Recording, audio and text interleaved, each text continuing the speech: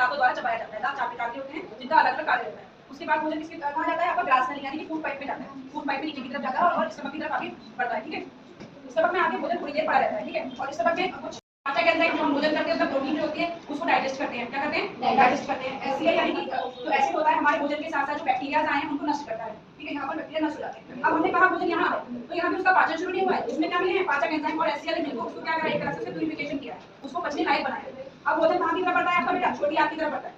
ये क्या है, छोटी आंत की तरफ भोजन बढ़ता है। उसी समय क्या होता है, यकृत में पित्ताशय प्रेजेंट होता है। उस पित्ताशय से एक पित्रस नाम का एंजाइम निकलता है जो कि कहाँ बढ़ता है, छोटी आंत की तरफ बढ़ता है।